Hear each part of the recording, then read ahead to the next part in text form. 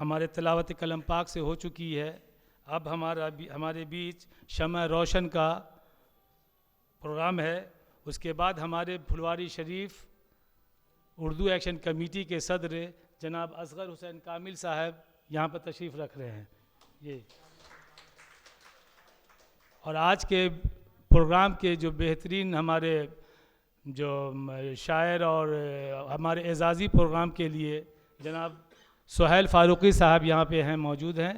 उनको भी एजाज़ दिया जाएगा उर्दू एक्शन कमेटी की तरफ से।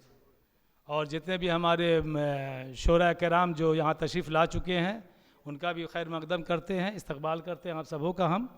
इसके बाद शम्मा रोशन का है, जिसमें हमारे जितने मौजूद मेहमान हैं वो आके यहाँ पे शम्मा रोशन का ही करेंगे। सदर साहब बस आप आइए, हमारे सदर साहब जितने आ जाए, शम्मा रोशन का ही किया जाए जी।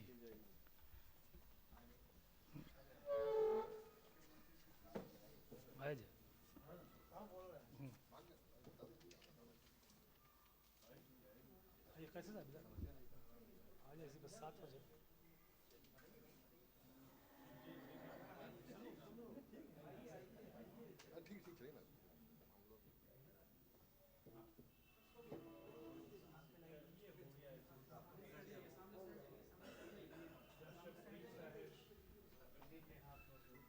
शम्मा रोशन का तालियों से इस्तकबाल करें। उर्दू एक्शन कमेटी इसी तरह से रोज़ाना शम्मा रोशन करते रहे हर जगह पे।